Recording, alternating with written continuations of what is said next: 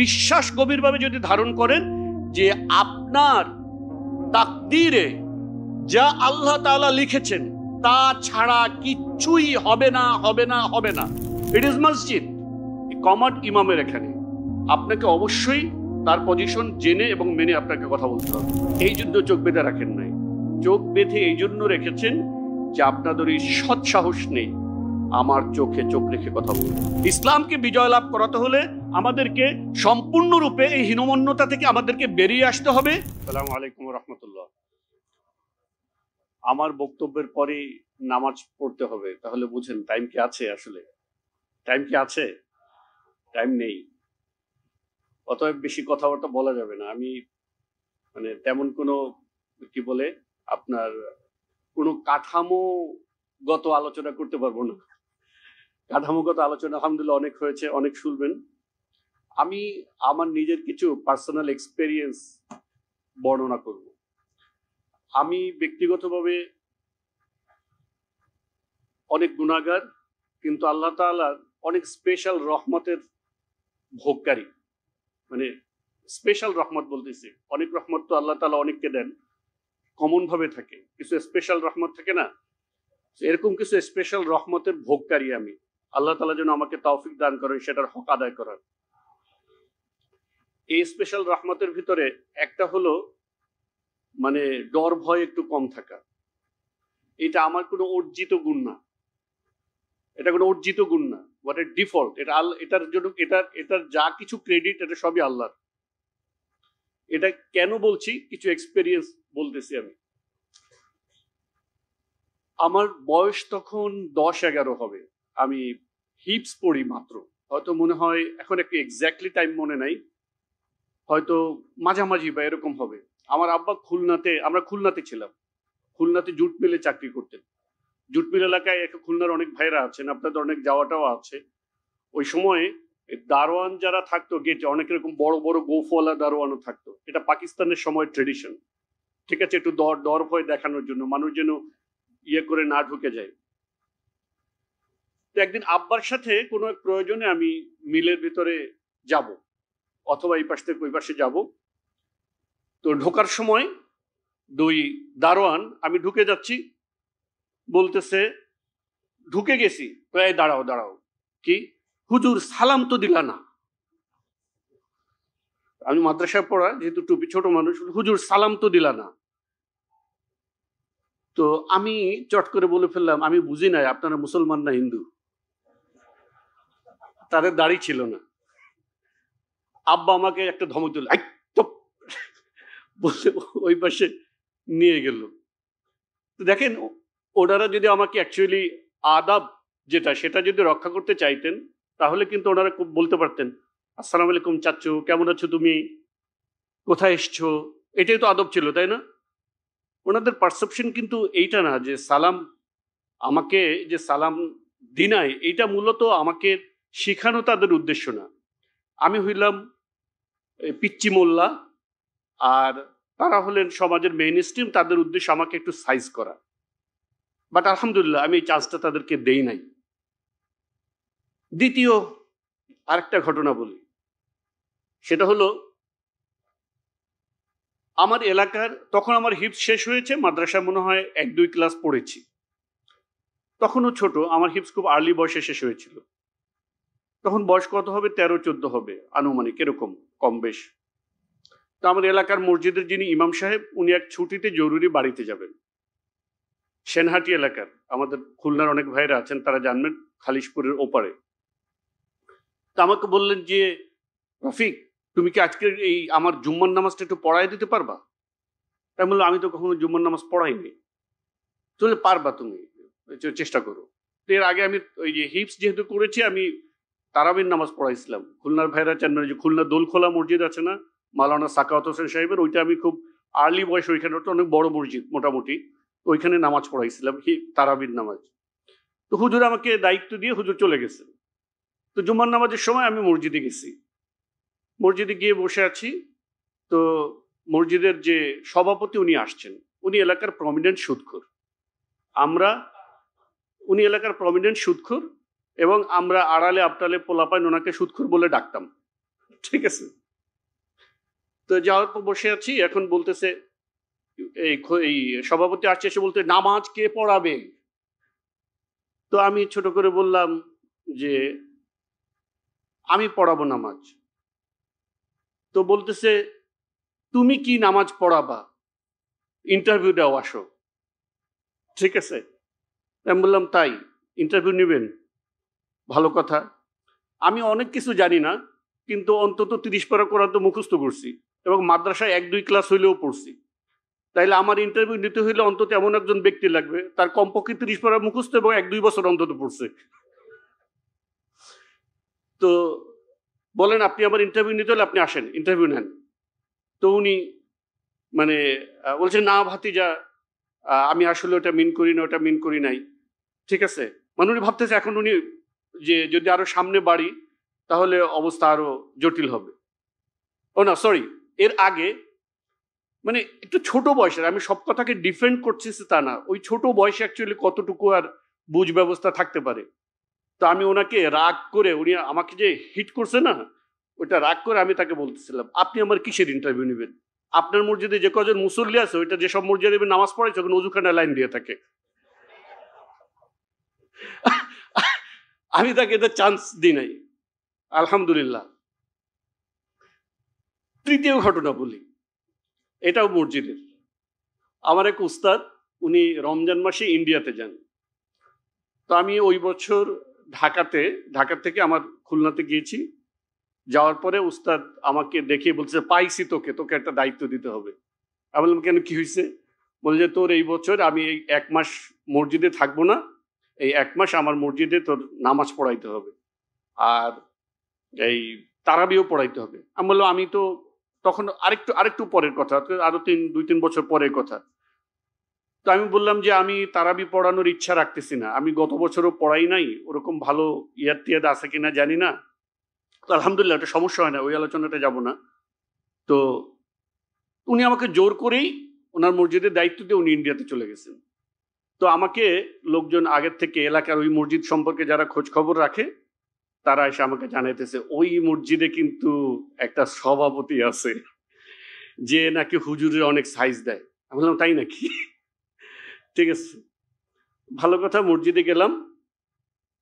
মসজিদে যাওয়ার পরে আমি চিন্তা করলাম যে বিড়াল প্রথম রাতে মারতে হবে, বুঝতে পারছেন?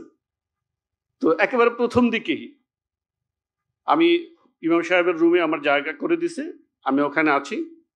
হড় করে একদিন সভাপতি আমার রুমে ঢুকে গেছে একেবারে প্রথম দিকেই, মানে উইদাউট টেকিং পারমিশন, গিভিং সালাম। তা আমি বললাম যে আপনি রুমের ভিতরে ঢুকে গেলেন কোনো পারমিশন ছাড়া, এটা ইমামের room, go out, take permission and give সালাম। অ্যান্ড বিকজ আমি তো রাইট, আমার পজিশনে আমি রাইট না, আপনি কেন পারমিশন ছাড়া আমার রুমে ঢুকে গেলেন? এটা ইমামের রুম, আপনাকে তো আমি বললাম আপনি বাইরে যাবেন, সালাম দিবেন, পারমিশন নেবেন, তারপর আপনি রুমে ঢুকবেন। And he had to do that, কারণ এটা রাইট, আমি জানি আমার পজিশন রাইট। উনি আস্তে করে বাইরে গেছে, বাইরে যারা লোকজন দাঁড়ায় ছিল তাদেরকে টের পাইতে দেয় নাই, বাইরে একটু ঘুরে টুরে এসে সালাম দিছে, পারমিশন দিছে, তারপর রুমে ঢুকছে। স্টোরি নাম্বার কত নাম্বার? 4। মসজিদে তারাবির নামাজ আরম্ভ করছি। আরম্ভ করার পরে দ্বিতীয় দিন বা তৃতীয় দিন হবে, পিছন থেকে একজন 2 রাকাত শেষ করার পরে পিছন থেকে না, নামাজের মধ্যেই একজন চিল্লা উঠছে, হুজুর জোরে পড়েন, হুজুর জোরে পড়েন। তা আমি সালাম ফিরাইয়া সবার শেষে অথবা 2 রাকাত ওই শেষ করি, আমার এক্স্যাক্টলি মনে নেই। তা আমি দাঁড়ায় বললাম আপনারা বাপের সাথে যেমনে কথা বলেন ভাইয়ের সাথে কি এমনে বলেন? বলে না। বললাম মায়ের সাথে যেমনে বলেন বউয়ের সাথে কি তেমনে বলেন? বলে না। তার মানে হইল কথা বলার একটা প্যাটার্ন আছে, আপনি কার সাথে কথা বলতেছেন তার সাথে কথা বলার একটা প্রোটোকল আছে, তার সাথে আপনি কিভাবে বলতে পারেন কিভাবে বলতে পারেন না, রাইট? তার মানে হলো আপনারা যেহেতু বাপের সাথে যেমনি বলেন ভাইয়ের সাথে তেমনি বলেন না, মায়ের সাথে যেমনি বলেন বউর সাথে তেমনি বলেন না, তার মানে হলো ব্যক্তিভেদে কথা কেমন হবে এটা আপনারা মানেন এবং পালনও করেন। এবার বলেন ইমাম সাহেবের সাথে কথা কিভাবে বলতে হয়? টেল মি, ইমাম সাহেবের সাথে কথা কিভাবে বলতে হয় আমাকে বলেন। এখন চুপ সব। বলে ইমাম সাহেবের সাথে আপনি শুনতে নাই পারেন, আপনার একটা প্রবলেম হইতেই পারে, কিন্তু আপনি যদি আপনার সমস্যার কথা জানান তাহলে বলতে হবে হাত জায়গায়, আসসালামু আলাইকুম হুজুর, আমাদের একটু অসুবিধা হচ্ছে, আমরা শুনতে পাচ্ছি না, দয়া করে যদি একটু এদিকে খেয়াল রাখতেন। বিকজ এইখানে কমান্ড হলো ইমামের। Command car? ইট ইজ মসজিদ। কমান্ড ইমামের। এখানে আপনাকে অবশ্যই তার পজিশন জেনে এবং মেনে আপনাকে কথা বলতে হবে। আলহামদুলিল্লাহ, পরে আর কোনো সমস্যা হয় নাই। Incident 5, interrogation. ইন্টারোগেশনের সময় মানে ইন্টারোগেশন, হঠাৎ করে ইন্টারোগেশনে চলে আসছি। আপনারা তো জানেন আমি অনেকবার, মানে বিগত 10-12 বছরে আমাকে আমাদের ভাইরা অনেক সময় বাইরে দেখলে জিজ্ঞেস করতো, ভাই কবে বেরোইছে? এরকম একটা অবস্থা ছিল আর কি বিগত প্রায় 1 যুগ ধরে। মানে বাইরে দেখলে একটু আশ্চর্য হইতো, আসা যাওয়ার ভিতরে এরকম থাকতে হইতো। আল্লাহ তাআলার মেহেরবানি, এটার ভিতর বহুত ফায়দা। এই ফায়দা অন্য কোনো ভাবে অর্জন করা যায় না। তো নেওয়ার পরে প্রথম কয়েকদিন মানে ইন্টারোগেশন নাই, জাস্ট নিয়ে আটকে রাখছে সেলের ভিতরে। একটা সময়ের কথা বলতেছি। তারপরে একদিন নিল, তাদের অনেক বড় অফিসার আছে, একটা মানে একটা সাজ রব এদের মধ্যে অনেক বড় অফিসার আসছে, আজকে আমাকে জিজ্ঞাসাবাদ করা হবে। আমাকে নিয়ে কতক্ষণ চুপচাপ, অনেকক্ষণ পর পিন ড্রপ সাইলেন্ট, চুপচাপ একটা শুনশান নীরবতা। কতক্ষণ পর জিজ্ঞেস করতেছে, অ্যারেস্ট কবে হয়েছেন? আমি বললাম, I was never arrested, I was অ্যাবডাক্টেড। আমি কখনো অ্যারেস্টেড হই নাই, আমাকে অপহরণ করা হয়েছে।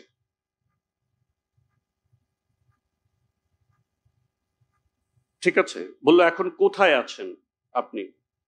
বললো আমি অপহরণকারীদের আস্তানায় আছি। বুঝতে পেরেছেন?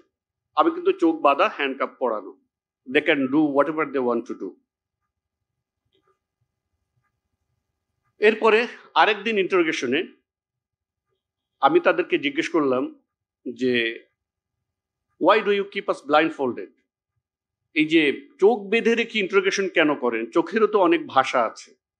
আপনি যদি আমার কথাকে সত্যিকারে বুঝতে চান তাহলে আপনার তো কথা ছিল যে আপনি আমাকে, আমার চোখও পড়বেন, তাই না? আমি যখন একটা কথা বলছি এটা সত্য বলছি না মিথ্যা বলছি সেটা চোখ দিয়েও তো বোঝা যায়। আপনি আমাকে ব্লাইন্ড ফোল্ডেড করে রেখে কথা বলতে চান এবং একটা চাপের ভিতরে, এটা তো আপনি আমার থেকে কিভাবে ফ্রি ভাবে কথা বলা আশা করেন? তো বলতেছে যে চোখ কেন বেঁধে রাখেন? বলতেছে যে হ্যাঁ, পরে তো রাস্তাঘাটে দেখতে পারলে আমাদেরকে পিটাইবেন, এই জন্য চোখ বেঁধে রাখছি। আমি বলছি no, that's not the reason. এই জন্য চোখ বেঁধে রাখেন নাই। চোখ বেঁধে এই জন্য রেখেছেন যে আপনাদের এই সৎ সাহস নেই আমার চোখে চোখ রেখে কথা বলবেন। বিকজ আপনি জানেন আপনি জালিমের সহযোগী, আপনি অন্যায়কারী, আপনি অবিচারকারী এবং আপনি জালিম, আমি নই।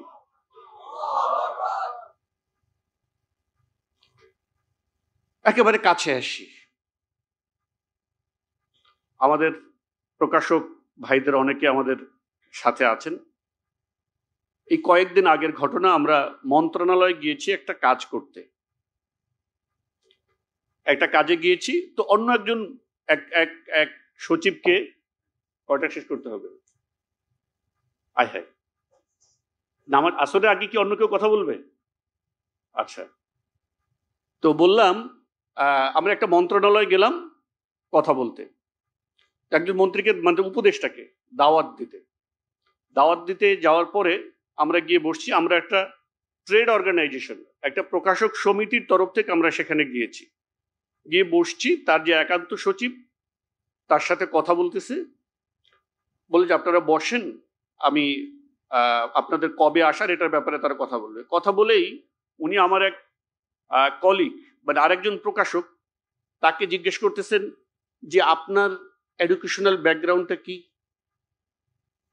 এটা তাকে জিজ্ঞেস করছে। তো উনি উত্তর দিবে কি দিবে না, বা উনি একটু মানে একটু কি হলো এটা। তো আমি ওকে খপ করে ধরলাম, why you asking this question, আপনি এই প্রশ্নটা কেন করলেন, আপনি এই প্রশ্ন কেন করলেন? আপনাকে ওনারা কি কোনো স্টুডেন্ট ইউনিয়ন থেকে আসছে যে আপনি জিজ্ঞেস করতেছেন কোন ইউনিভার্সিটি কোন ডিপার্টমেন্টে পড়ো? ওনারা একটা ট্রেড অর্গানাইজেশনকে রিপ্রেজেন্ট করতেছেন। আপনি এখানে একান্ত সচিব হিসেবে বসে আছেন, and you do not know how to ask a question. কোন কোশ্চেন আপনি করতে পারেন, কোন কোশ্চেন আপনি করতে পারেন না, আপনি তো জানেন না। উনি বলছে সরি সরি সরি ভাই, ভুল হয়েছে, ভাবছিলাম তো আপনারাও হুজুর মানুষ, আমিও ইসলাম স্টাডিজে পড়ছি, এই জন্য আমি জানতে চাইছিলাম। আসলে দেখেন, এটা হলো আপনার কন্ট্রোল নেওয়ার একটা কৌশল, এটা হলো কন্ট্রোল নেওয়ার একটা কৌশল, যে আপনি কিভাবে তাকে ডিল করবেন। কারণ আপনি একটা ট্রেড অর্গানাইজেশন থেকে একটা মন্ত্রণালয়ে গিয়েছেন কথা বলতে, একান্ত সচিব সে কোনো অবস্থাতেই ডেলিগেটদের কাউকে একথা জিজ্ঞেস করতে পারে না যে what's your educational background, right? সে এটা করছে, তো আমি তাকে সাথে সাথে ধরছি, পরে সরি টরি বলে গেছে, মাপ চাইছে। ওখান থেকে বের হয়ে ইসলামিক ফাউন্ডেশনে আসছি, আমার সঙ্গীরা আছেন এখানে, ইসলামিক ফাউন্ডেশনে আসছি। জানেন তো আপনারা, ইসলামিক ফাউন্ডেশনে আমরা অনেক গ্যাঞ্জাম ফাসাদ চলতেছে মেলা টেলা নিয়ে। ইসলামিক ফাউন্ডেশনের মেম্বারদের সাথে, ডাইরেক্টরদের সাথে আমাদের একটা মিটিং রুমে বসার পরে ওদের একজন ডাইরেক্টর মিটিং শুরু করছে, আপনাদের পরিচয় দেন। আমাদের একজন কলিগ উনি কেবল বলা শুরু করছিলেন, আমি তাকে থামাই দিয়েছি, আপনি থামেন। আমি তখন তাদেরকে বলছি আপনাদের পরিচয় আগে দেন, এটা একটা বেসিক প্রোটোকল। আমরা একটা ট্রেড অর্গানাইজেশন থেকে আসছি, আর আপনি একজন গভর্নমেন্ট অফিসার, মিটিংয়ে বসলে আপনি নিজের পরিচয় আগে দিবেন, এবং আমাদেরকে আগে জানতে হবে আমরা কার সাথে বসছি এবং আপনার পজিশন কি। এবং উনি বাধ্য হয়েছেন পরিচয় দিতে। আমি অনেকগুলো ঘটনা আমার একান্ত ব্যক্তিগত ঘটনা বললাম। এই প্রত্যেকটা ঘটনার ভিতরে কি আপনারা ইসলামোফোবিয়া দেখতে পান? খুবই সাটল, বাট এগুলো আছে। আমি ডিটেল আলোচনায় যাব না, অনেক আলোচনা যেখানে হয়েছে আপনারা মোটামুটি জানবেন। আমি আগেই বলে নিয়েছি যে এই যে সাহসটা আলহামদুলিল্লাহ আল্লাহ তাআলা আমাকে দিয়েছেন, এটার কোনো ক্রেডিট আমার নাই, এটার সকল ক্রেডিট আল্লাহ রাব্বুল আলামিনের। আপনাদের জন্য, আপনারা যদি চান, আপনারা অনেক রকম ইসলামোফোবিয়ার মুখোমুখি হবেন, আপনারা যদি এটাকে ডিল করতে চান, তাহলে আপনাদের কয়টা জিনিস আপনাদেরকে মাথায় রাখতে হবে।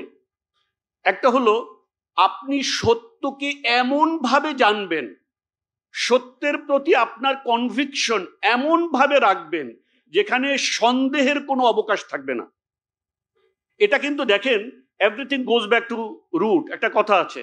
আপনি দেখবেন ইমানের যে মৌলিক বিষয়, সেখানে যে জ্ঞান অর্জনের যে ব্যাপারটা, সেখানে একটা কথা এরকম থাকে, এমন ইয়াকিন, এমন বিশ্বাস অর্জন করতে হবে যেখানে সন্দেহের কোনো কি নাই, অবকাশ নেই। যখন আপনি এইভাবে আপনার বিষয়কে, প্রত্যেকটা বিষয়কে জানবেন গভীরভাবে, এবং ওই বিষয়ের প্রতি আপনার গভীর কনভিকশন থাকবে যে এইটার কোনো ব্যত্যয় নাই, এটা আনডাউটেডলি ট্রুথ, যখন আপনি থাকবেন, তখন সেটার জন্য সেটা আপনার ধারণ করার, সেটাকে ডিফেন্ড করার আপনি মানসিক শক্তিটা আপনি অর্জন করতে পারবেন। আদারওয়াইজ আপনি অন্য কোনোভাবে এটাকে আমি অনেক সময় একটা উদাহরণ দিয়ে থাকি, যে আমাকে যদি কেউ কোরআন থেকে বা সুন্নাহ থেকে এটা প্রমাণ করতে পারে যে 0 পয়েন্টে গিয়ে মাথা নিচের দিক দিয়ে পা উপরের দিক দিয়ে বেলা 12টার সময় 10 মিনিট এমনি করে থাকাটা সুন্নাত, আমি সেটাই করব। কথাটা বুঝতে পারছেন? আমি সেটাই করব, এবং এইটা করতে আমি কোনো হেজিটেট ফিল করব না, বিন্দু মাত্র হেজিটেট ফিল করব না। আমি মাঝে মধ্যে ঘরে বিছানা ঝাড়ার সময় ইচ্ছে করে এই লুঙ্গি দিয়ে বিছানা ঝাড়ি, রেয়ার যদিও, লুঙ্গি দিয়ে বিছানা। আপনার একটা হাদিস আছে জানেন, রাসূলুল্লাহ লুঙ্গির মানে ইজারের নিচের অংশ দিয়ে কি করতেন? বিছানা ঝাড়তেন। অনেকের কাছে বলবে যে হয়তো শলার ঝাড়ু ছিল না, ঠিক আছে, নানা ব্যাখ্যা করবে, এটার ভিতরে এমন কি আছে, না অন্য কোনো ব্যাখ্যা থাকতে পারে, নো, দরকার নেই। এটা সহিভাবে প্রমাণিত, রাসূল সাল্লাল্লাহু আলাইহি ওয়াসাল্লাম এটা করেছেন, and I am proud of that। আমিও এটা করব। ঠিক আছে? আপনারা সাহাবীর সেই ঘটনা জানেন, যেখানে তিনি ওই যে খাবার খাওয়ার ব্যাপারে বসে খাওয়া এবং দাঁড়িয়ে খাওয়ার ব্যাপারে যখন ওই অবস্থায় রাসূল ওই সাহাবী বলেছিলেন, আনাতরুকু সুন্নাতা হাবিবি লিহাদিহিল হুমাকা, এই নির্বোধের জন্য কারণে কি আমরা আমার হাবিবের সুন্নাতকে ত্যাগ করব? সুতরাং আপনি ইসলামোফোবিয়াকে ডিল করার জন্য এটাই হলো একমাত্র উপায়, যে আপনি কনফিডেন্ট থাকবেন। আর কনফিডেন্ট থাকার জন্য আপনার দ্বীনকে আপনি এমন ভাবে জানবেন, তার প্রত্যেকটা বিষয়টি ছোট থেকে ছোট, ক্ষুদ্র থেকে ক্ষুদ্র। আমি কিন্তু বিছানা ঝাড়ার উদাহরণ দিয়েছি, খেয়াল রাখেন। আপনি যদি এটাকে দিনের পরিমণ্ডলে আনেন, এটা কোন স্পেসে যাবে? একেবারে নিচে নিচে নিচে নিচে, সবার নিচে কোনো জায়গা নাও হতে পারে এরকম। কিন্তু দিনের প্রত্যেকটা বিষয়ে আপনি এমন ভাবে কনফিডেন্ট থাকবেন যে এটা দিয়ে আপনার অন্তরে কোনো সংশয় সন্দেহ কিচ্ছু যেন না থাকে। তখনই কেবল আপনি আপনার দিনকে, আপনার ছোট্ট একটা বিষয়কে এইভাবে ডিফেন্ড করতে পারবেন। তাহলে আপনার এইভাবে জানবেন। দ্বিতীয় যে জিনিসটা থাকবে এটা ডিল করার জন্য, সেটা হলো তাওয়াক্কুল আলাল্লাহ। আপনাকে এই বিশ্বাস গভীরভাবে যদি ধারণ করেন যে আপনার তাকদীরে যা আল্লাহ তাআলা লিখেছেন তা ছাড়া কিচ্ছুই হবে না। সারা পৃথিবীর সকল মানুষ যদি একত্রিত হয় আপনার ক্ষতি করতে, কেউ কিচ্ছু করতে পারবে না যদি আল্লাহ অনুমোদন না দেন। সারা পৃথিবীর মানুষ যদি আপনার উপকার করতে চায়, তাহলে তারা কিচ্ছু করতে পারবে না, কোনো উপকার করতে পারবে না যদি আল্লাহ তাআলা না চান। এই কনফিডেন্স, এই বিশ্বাসটা রাখবে, এটা হলো তাওয়াক্কুল আলাল্লাহ। থার্ড আরেকটা বিষয়, সেটা হলো তাআল্লুক মা আল্লাহ। আল্লাহ তাআলার সাথে সম্পর্কের উন্নয়ন ঘটানো। এই সম্পর্কের উন্নয়ন ঘটানোর মাধ্যমে আপনি একেবারে জীবনের ছোট থেকে ছোট, ক্ষুদ্র থেকে ক্ষুদ্র বিষয়ের সাথে, পাখিটা এসে ওখানে কেন বসলো, দরজাটা কেন হঠাৎ খুলে গেল, ওই লোকটা এই সময় কেন আসলো, এগুলো ছোট থেকে ছোট বিষয়ের অনেক আকার ইঙ্গিত। এটা অলিখিত। যদি আপনি আল্লাহ তাআলার সাথে তাআল্লুক এটা নির্মাণ করতে পারেন, তাহলে আল্লাহ তাআলা আপনাকে ওই যে সানুরিহিম আয়াতিনা ফিল আফাক ওয়া ফি আনফুসিহিম, আল্লাহ তাআলা বলছেন অবশ্যই আমি তাদেরকে দিগন্ত বলয়ে আমার আয়াত দেখাবো, ওয়া ফি আনফুসিহিম, এবং তার ভিতরে, তার ব্যক্তিগত জীবনে, তার ভিতরে আমি তাকে আয়াত দেখাবো। কি? হাত্তা ইয়াতাবায়্যানা লাহুম, যে এমনকি তার কাছে সুস্পষ্ট হয়ে যাবে যে তিনিই মহাসত্য। আল্লাহ তাআলা আমাদের যেন তৌফিক দান করেন। আল্লাহ তাআলা যেন আমাদেরকে অনেক কিছু ফেস করতে হবে, কিন্তু এই ফেস করার ক্ষেত্রে এই তাওয়াক্কুল আলাল্লাহ, এই গভীর ঈমান এবং এই ইসলামের প্রত্যেকটা বিষয় সম্পর্কে যে কনভিকশন আপনার, এগুলো আমাদের জন্য মূলধন। এই মূলধনটা যখন থাকবে, তখন আমরা এই অবস্থাগুলো ফেস করতে পারবো কনফিডেন্টলি ইনশাআল্লাহ। আর যদি এই মূলধন না থাকে, তাহলে আমরা কনফিউশনে ভুগবো, হেজিটেশনে ভুগবো, এবং আমরা আস্তে করে কম্প্রোমাইজ করবো। আজকে দেখবেন যে যারা কম্প্রোমাইজ করে ফেলে, কম্প্রোমাইজের কারণ কি? এই কারণ, কম্প্রোমাইজ যখন করে, তখন তাদের ভিতরে কিছু ঘটনা ঘটে। এটা শেষ করে দিব। এটা এক নাম্বার, দেখবেন যে তারা European institutions and system, contemporary European institution and সিস্টেমগুলোকে তারা ধারণ করার চেষ্টা করে।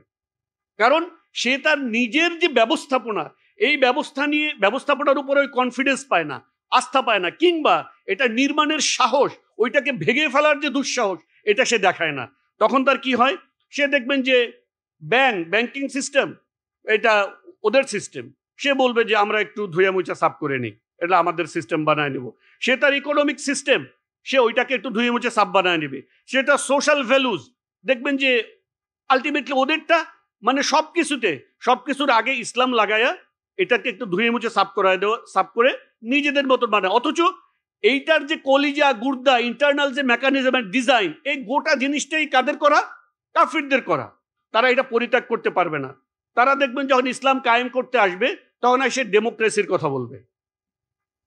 ঠিক আছে, ডেমোক্রেসির কথা বলবে। এই সব জিনিসগুলো যখন আপনার এই ইসলামোফোবিয়া আসে, ইসলামোফোবিয়ার কারণে তাদের ভিতরে আইডেন্টিটি ক্রাইসিস তৈরি হয়। তারা ওটাকে ডিল করতে পারে না। ডিল করতে না পারার কারণে হীনমন্যতায় ভোগে। যখন হীনমন্যতায় ভোগে, তখন তার ভিতরে মানে আইডেন্টিটি ক্রাইসিস তৈরি হয়, হীনমন্যতায় ভুগে, তখন সে ছাড় দেয়। তখন সে বলে যে আপনার আচ্ছা গান না হয় না থাকলো, কাওয়ালি হইলে কি অসুবিধা। তার একটা সাবস্টিটিউশন দরকার, মানে কিছু একটা দেখাইতে হবে যে হ্যাঁ আমরা আছি তোমাদের সাথে, আমরা তোমাদেরকে রিজেক্ট করি নাই, এইটা তাদেরকে দেখাইতে হবে। আছে তো আমরা তোমাদের সিস্টেমকে মেনে নিয়েছি। মিউজিক, আচ্ছা কেউ কেউ তো বলে ঘুরাইয়া ফিরাইয়া নানাভাবে বলবে যে এটা তো কোনো না কোনো স্কলার তো বলছেন যে এই মাত্রায় জায়েজ আছে। অর্থাৎ তার ভিতরে সব সময় একটা এক্সিস্টিং সিস্টেমকে, কুফুরকে, হারামকে, এগুলোকে কম্প্রোমাইজ করে করে একটা পর্যায়ে অ্যাকসেপ্ট করার একটা মানসিকতা তৈরি হবে। এইটা আমাদের সমাজে হয়ে আসছে। এইটার মাধ্যমে কখনোই ইসলাম বিজয় লাভ করবে না। ইসলামকে বিজয় লাভ করাতে হলে আমাদেরকে সম্পূর্ণরূপে এই হীনমন্যতা থেকে আমাদেরকে বেরিয়ে আসতে হবে, এবং ইসলামোফোবিয়ার যে তাদেরকে তাদের ভিতরে এই ফোবিয়াটা ঢুকাই দিতে হবে। তারা যেন আতঙ্কিত হয়, তারা যেন কি হয়, আতঙ্কের ভয়ে থাকে যে ইসলামের বিরুদ্ধে কথা বলা যাবে না, তাহলে আমার খবর আছে। এবং আমাদেরকে এটা থেকে বেরিয়ে আসতে হবে এবং নিজেদের আইডেন্টিটি এস্টাবলিশ করতে হবে। তারপরে আমরা এই সমাজকে একটা প্রপোজাল দিতে পারবো যে আসেন ইসলামের দিকে। আপনি যদি নিজে হীনমন্যতায় ভোগেন তাহলে আপনি কখনোই সমাজকে উত্তরণের পথ দেখাতে পারবেন না। আল্লাহ রাব্বুল আলামিন আমাদের সকলকে এই ইসলামোফোবিয়া এর যে ক্ষতিকর প্রভাব, এর থেকে নিজেদেরকে হেফাজত করার তৌফিক দান করুন, এবং জাতিকে নিয়ে একটা নতুন সময় বিনির্মাণের তৌফিক দান করুন। আমিন ওয়া আখিরু দাওয়ানা আনিল হামদুলিল্লাহি রাব্বিল আলামিন। আসসালামু আলাইকুম ওয়া রাহমাতুল্লাহি ওয়া বারাকাতুহু।